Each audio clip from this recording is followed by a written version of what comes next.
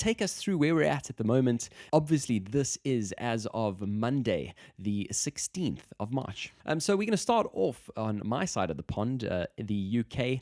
And the first two things really quite significant. The first one being the interest rate cuts that we've seen. It's basically a cut that's taken it to the lowest level in history.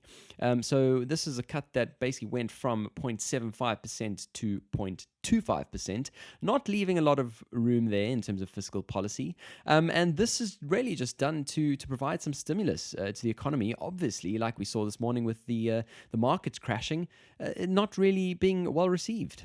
Yeah, but I think it's the only move these guys have got, right? If you look at the Reserve Bank and what they're trying to do to prop up the economy and trying to mitigate some of the risks here, this kind of stimulus is the only real lever they have to play with.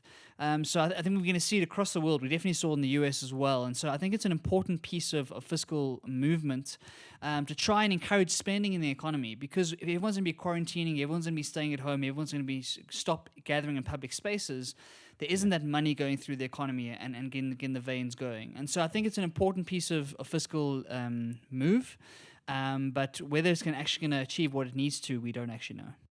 Absolutely. Well, I mean, there are loads of nations out there who've got negative interest rates. So, when I said there's not much more to go, never say never, really, is where I'm coming from. In terms of the next thing that happened was the 2020 budget speech. We had the Chancellor come out and basically tell us what's happening over the course of the next year. And of course, coronavirus top of mind there. £5 billion is going to be set aside as an emergency response fund to support the NHS and public services.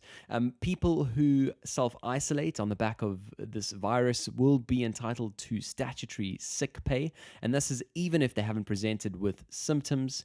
Firms with less than 250 staff will be refunded for these sick pay payments for up to 2 weeks, and these small firms will also be able to access business interruption loans of up to £1.2 million. And last but not least, obviously there's a whole bunch of other things discussed, but we kind of just picked out the key things. £6 billion in extra NHS funding will be put into place over the next 5 years to pay for staff recruitment and hospital upgrades. Now, quite a few measures there, Barry.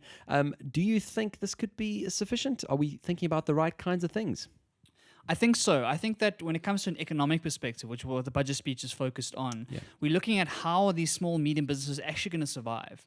Because the truth of the matter is that when you're a small business, you often don't have a lot of runway. You don't have a huge rainy day fund to set aside that can tide you through these kinds of unsettling periods of time. Definitely. And so by trying to help them pay the sick leave, so encourage people not to come into work and rather stay at home and not let the company be financially burdened by that, that's a good thing.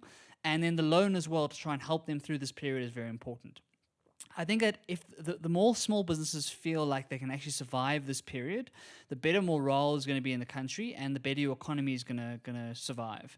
If those businesses start to die because obviously they're not getting enough customers through the doors and they aren't able to keep paying their salaries and whatnot, it really does have a long-term impact for the future of those industries and for the country itself. And so I think it's very important. Obviously, the UK are in a strong financial position, so they're able to make these kinds of plays. And when you look at like weaker countries or countries like South Africa, for example, if we had to try and come up with this sort of stimulus, we wouldn't have the money to do it. And so it's a very privileged position the UK are in to trying to make these calls and do what they need to do.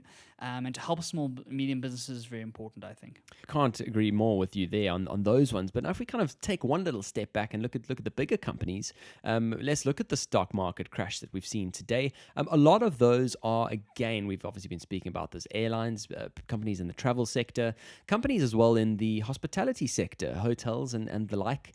Even if you look at something like a cinema chain, who rely on people coming through the door, to watch the latest films. All of those stocks have seen plummets. And I mean, like you said, working capital is not something that's unique to just small entities. Also quite worrying for them as well. No, definitely. It's going to be one of those times where you're going to have to pull out all those contingency plans that all the consultants create for you when you think there's Yeah. nothing ever going to go wrong. And you're going to have those plans on hand and know how to deal with it. So, my assumption is that a lot of the big companies will have planned for these sorts of crazy scenarios, even just in a model format, and will have some sort of action plan as to how to keep themselves alive. And they're more able to kind of tell their staff to work from home. They're more able to put things on hold for a bit and kind of look for further investment if they need to, rather than the small guy who might not be able to raise money quickly to try and tide over this period. Absolutely. I mean, talking about something else that happened this week, Barry, you've watched the Boris Johnson press conference. Why don't you tell us some of the things you picked out of that? Yeah, so this was a few days after the budget speech, and basically it was the UK's first very formal action plan setting exercise where they were telling the UK how they were going to deal with the virus. And I found it very interesting, and it's been causing a lot of controversy around the world, and especially in the UK, Chad, which we'll chat to just now. But basically how he started this talk was by talking about this as the worst public health crisis of a generation. So very, very strong words there, and really like emphasizing how important this virus actually is and how dangerous it can be. And so after he kind of brought that out and everyone kind of quietened down in the room after hearing that statement, he started talking through, on the basis of the scientific advice that they've received as the government, what they are putting in place to try and fight this. So let's go through it step by step, Chad, because what I think is interesting about it is that it's very different to what's happening around the rest of the world. Yep.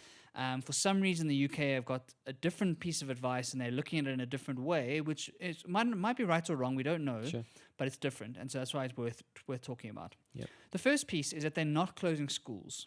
So around the rest of the world, a lot of schools are closed because kids spread germs like nothing else. Yeah. And unfortunately, the younger people are more likely to not have the symptoms but still be spreading the virus because their immune system is strong enough to handle it. Absolutely. Then they spread it to their parents and to their grandparents, and that's where the issue comes. So they are not closing schools because they believe that self-isolation is more effective. Basically, the comment that they made in the press conference was that they're worried that by isolating school children at home and not letting them be in structured environments means they're more likely to socially interact with people and to go and visit grandparents and visit parents and whatnot. And they'd rather keep that on a kind of a lower level at the moment, at least for the time being. What they're saying is that anyone who has symptoms must then leave school and must self-isolate for 7 days. And that's kind of how they're dealing with the school thing. Do you have any thoughts on the school piece, Chad? It's really, really interesting. I mean, like you said, many other nations have really made that call to close schools. We'll go through those as we get down the list.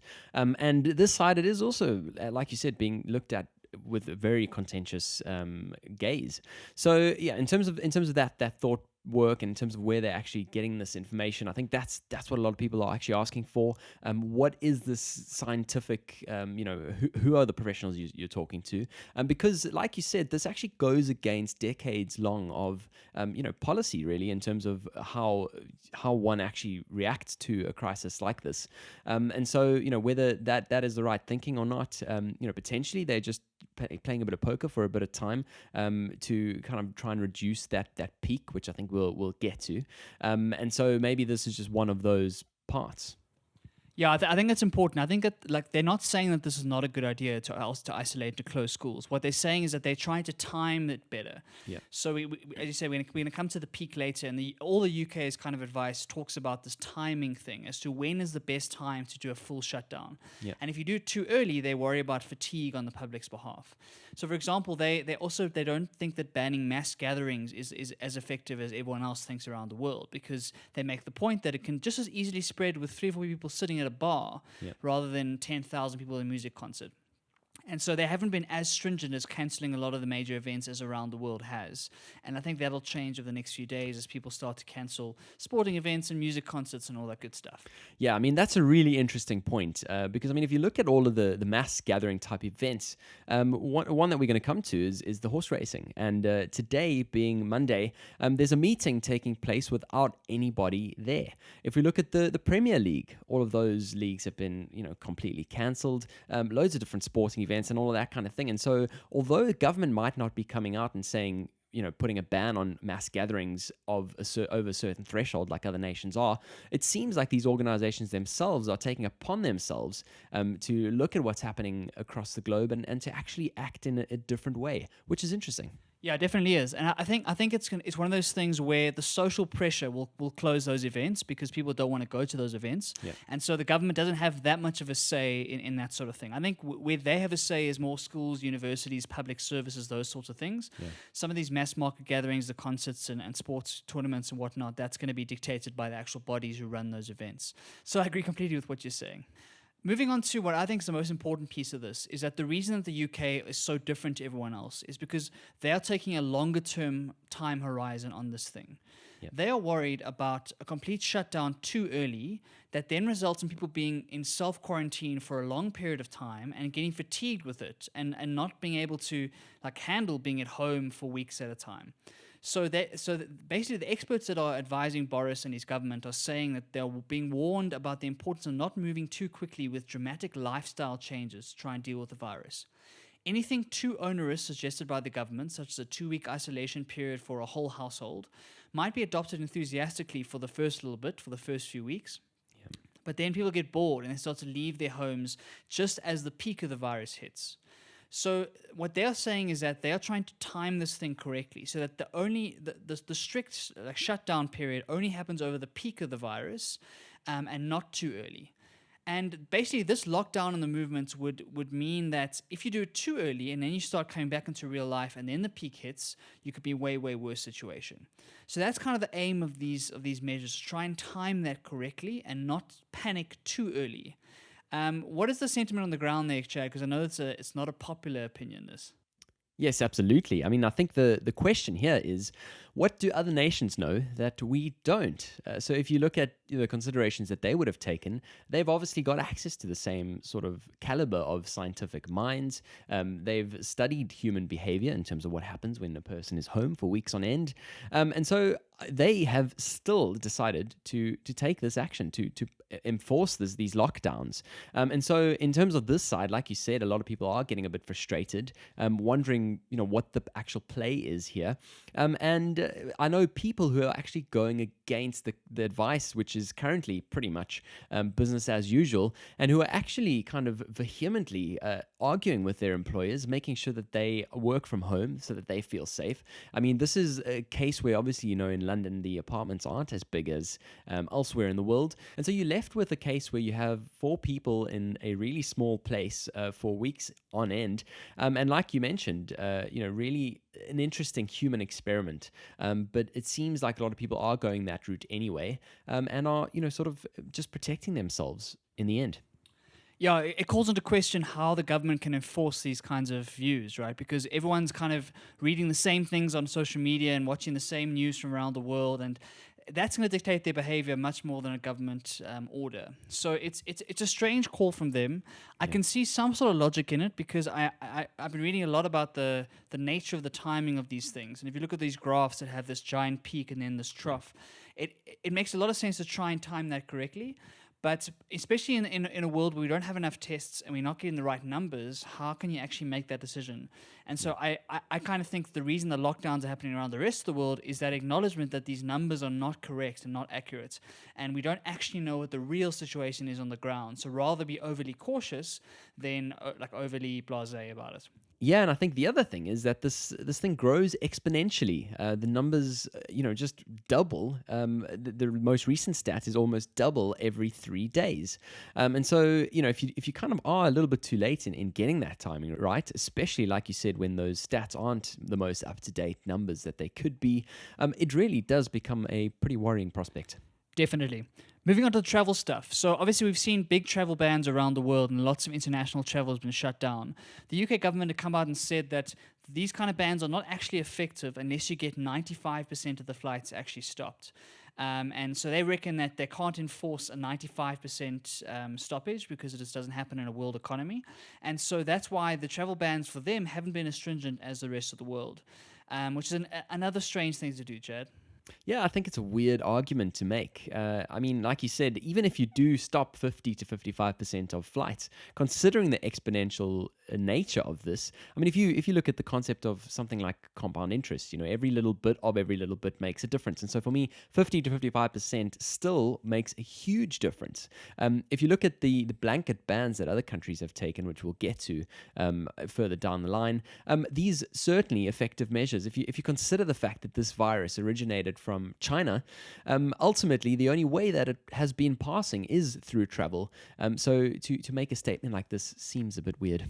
Yeah, it's a strange one, and we'll have to wait and see if they turn their backs on that one, because I think the consensus around the world is to shut down all international travel to try and make sure we can contain it within the various countries that it's currently in. Absolutely. I think we moved into testing now, and testing we've been chatting about a little bit about how there aren't enough tests and the tests aren't necessarily getting to the right places around the world. The UK announced there's going to be a shift in testing. So previously they were in what they called a contain phase, where they were trying to isolate individual cases, get a diagnosis, and then try and trace all the people that person has come into contact with over the past couple of weeks, and trying to manage it in that way. Obviously, this has gotten too big too quickly, and now the actual act of trying to trace all these thousands of cases is nigh impossible. Yeah. And so what they've moved into now is the fact that they understand that the hospitals are going to come under increasing strain as the people with real serious symptoms come into hospital. So what they've asked people to do is, if you have mild symptoms, or if you're young and healthy and you just got like flu-y type symptoms, don't go into a hospital, and rather just self-isolate and self-medicate and spend like 7 days at home to get over the virus yourself, rather than coming into public areas like hospitals or whatnot to get treated. So instead of now focusing on how can we test as many people as possible, what they're trying to say is, let's keep the hospital beds open for the people who are worse affected, and if you've got mild symptoms, you have to self-isolate and do it yourself. Yeah, this is a completely contentious move because, like we said, if you actually don't have a good line of sight in terms of the number of infections, how are you able to take the correct approach in terms of addressing this virus, especially on a macro level? So for me, the fact that they're not allowing people to have tests at all unless you're actually in hospital is a really, really worrying one, and I'm not entirely sure why they would do that. Potentially, it's to do with the test kits and the shortage that we're seeing across the globe. But I mean, if you consider something like the fact that South Korea have been able to test 10,000 people per day, yet the UK have only to date tested 40,000 people. That's insane for me. Yeah, I think you hit the nail on the head there. I think the reason they're doing this is because they have to triage those tests, because they've only got a limited amount and they need to use them on the cases that really, really matter. But like you say, it's a kind of an indictment on the ability of these first world countries around the world to produce tests quickly and at a mass scale. So South Korea have been amazing in this. They've really, really shown the world how to deal with these sorts of struggles. And I think across the world we're facing testing shortages, and so people are trying to make them as quickly as possible. And so obviously if there's enough, then we want everyone to get tested. But if there's only a small portion, it's only a small amount, we need to be careful about where we use those tests. And it's a silly constraint to have. In 21st century world, we really shouldn't have this constraint.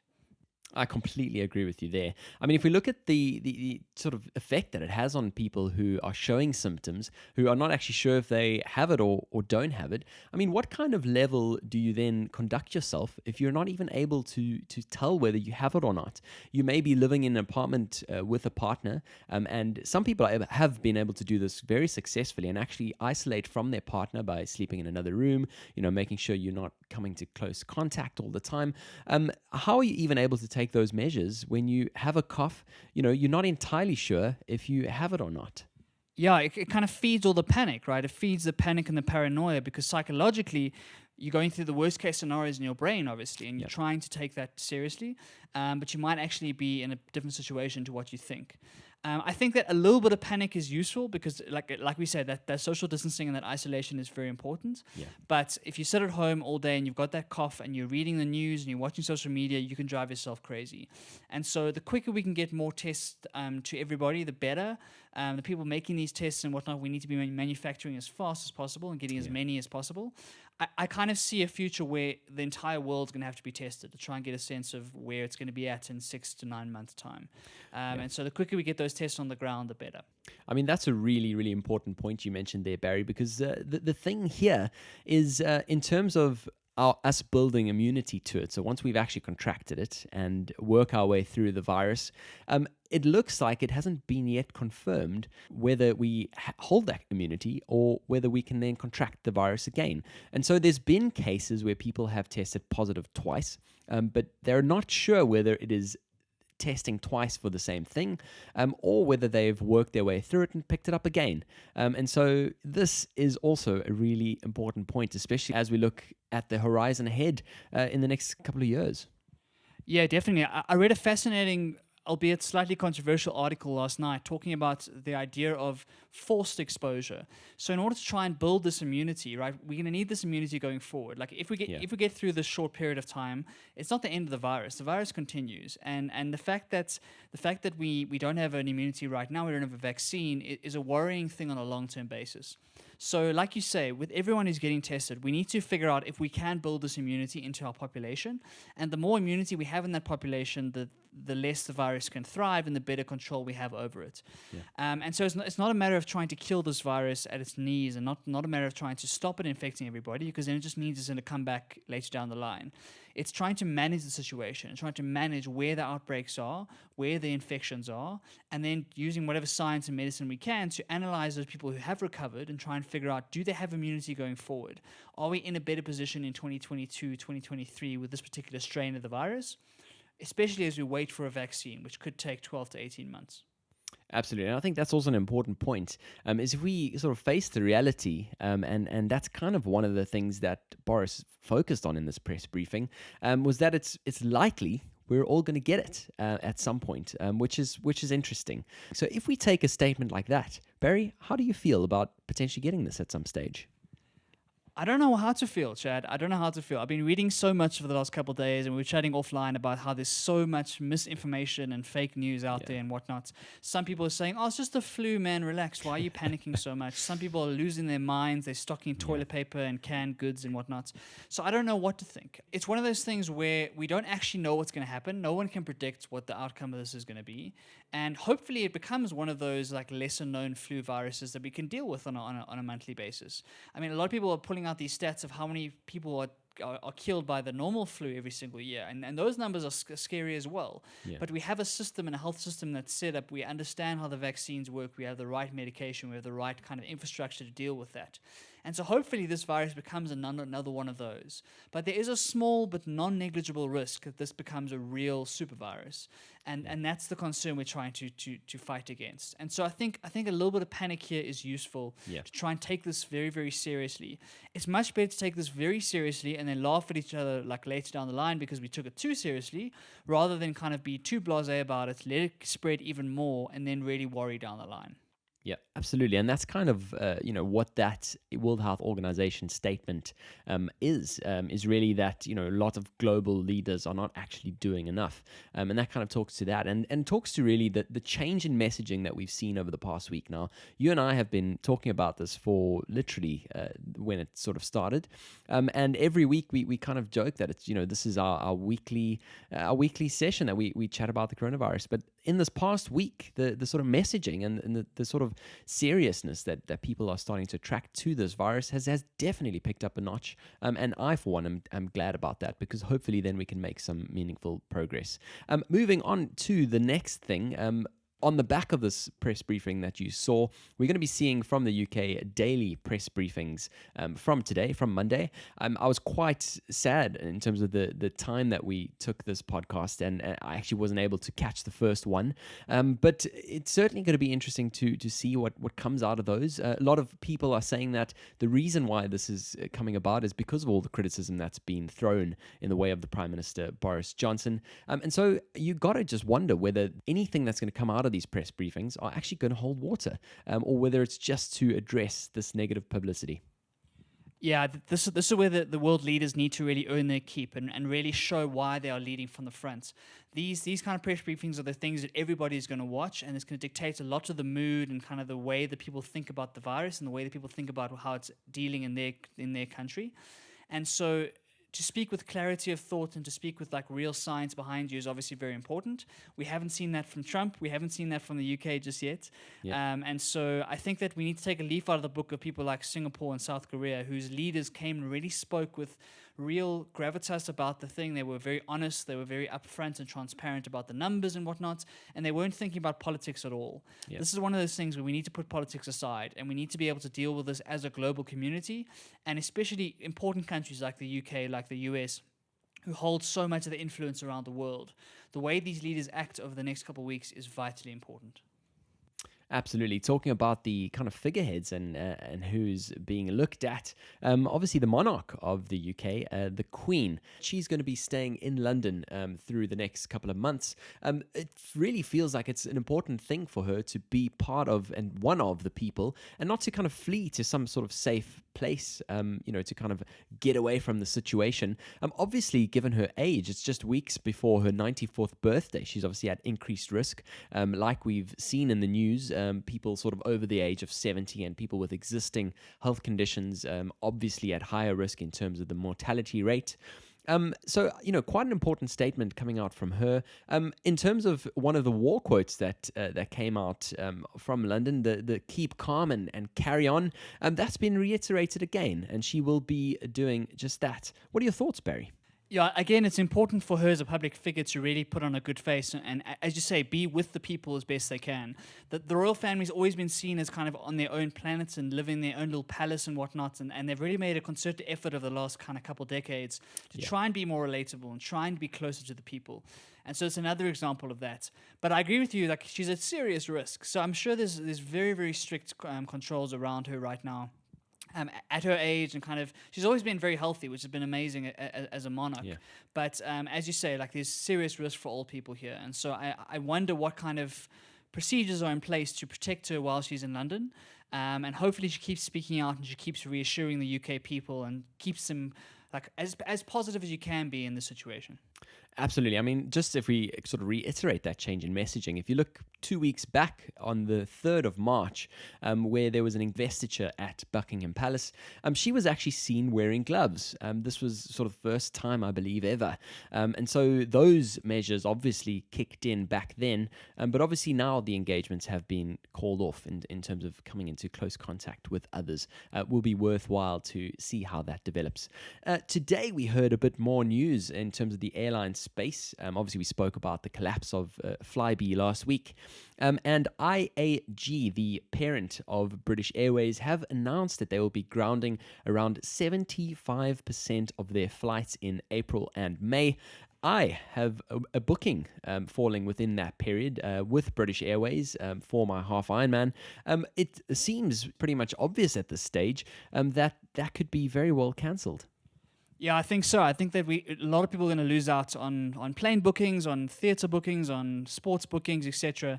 And I think it has to happen. Like this kind of social isolation is important, and the mobility via plane is one of the big reasons this thing spread like it did. And so I'm not surprised by this. I think British Airways is strong enough to survive this kind of level, at least for a little bit. What I'm more worried about is the much smaller airlines who are likely to go out of business because of this.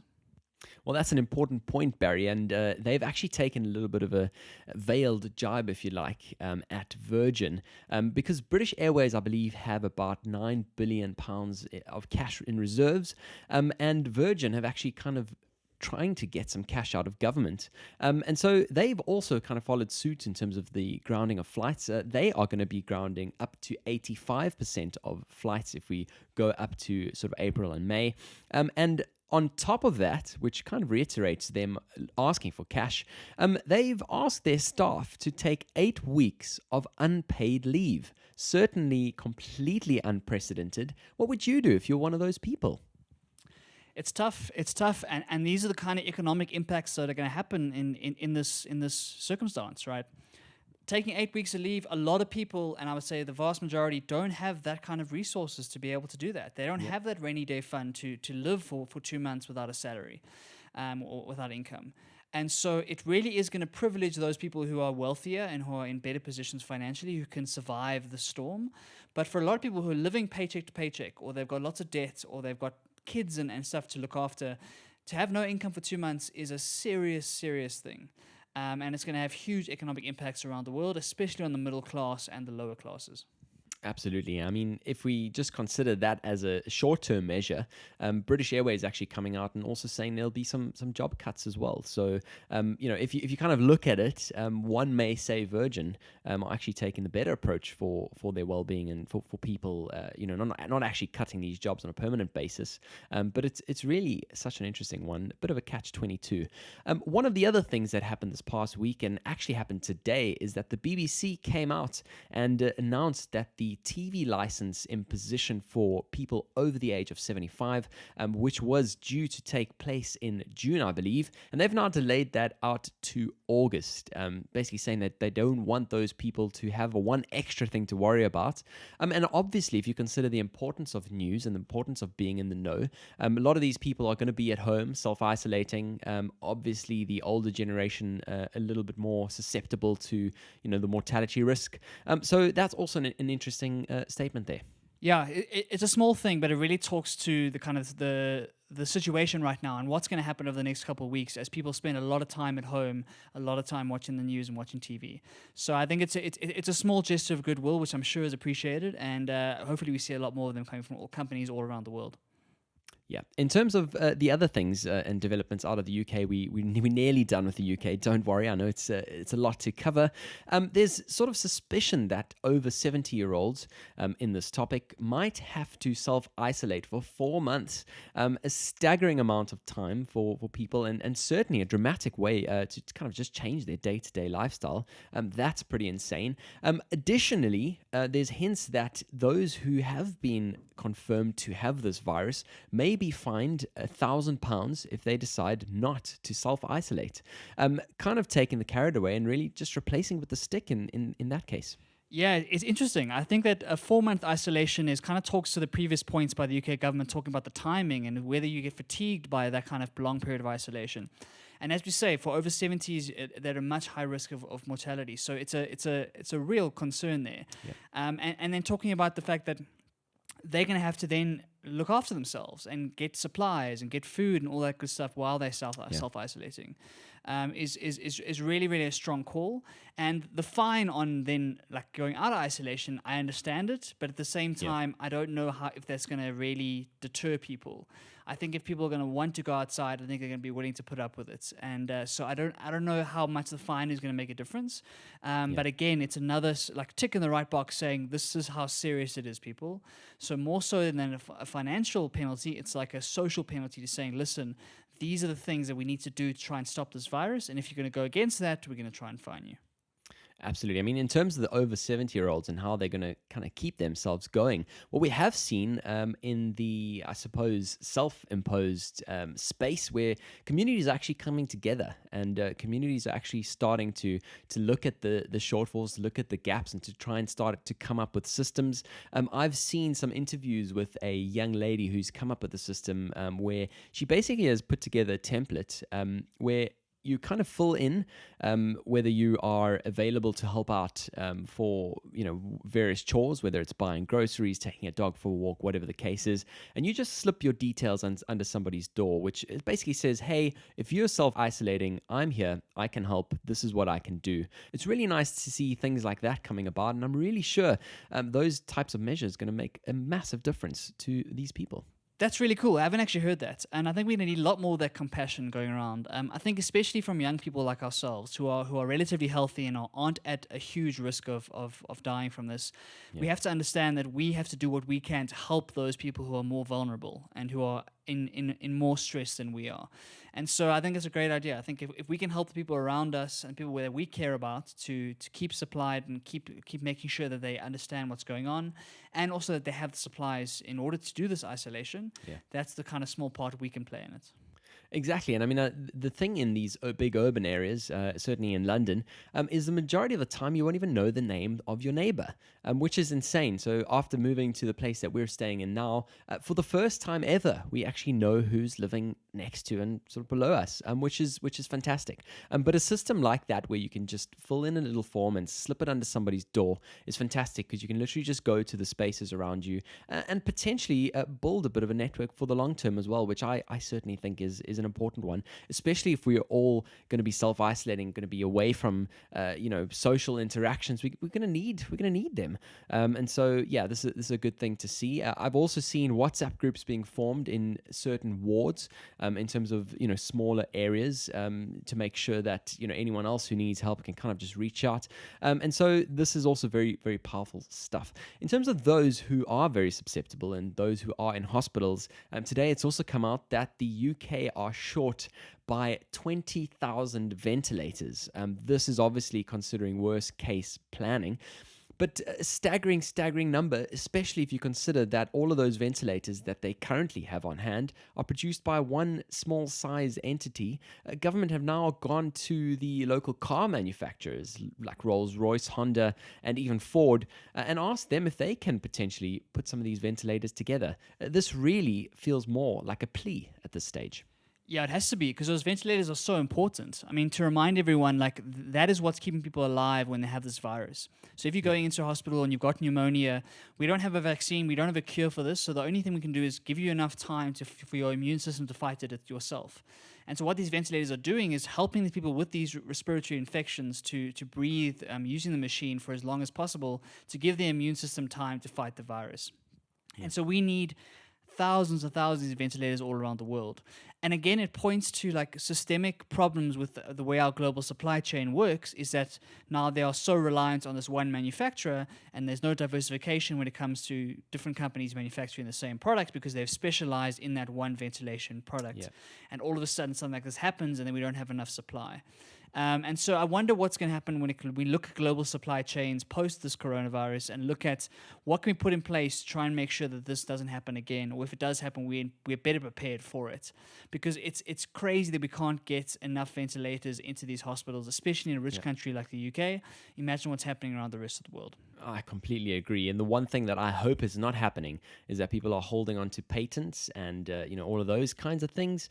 I think if there's ever been a time to let go of those sorts of things and those sorts of profit plays, now is the time. Have your sort of humanitarian hat on, and just let anyone produce for the sake of, life and us surviving through this.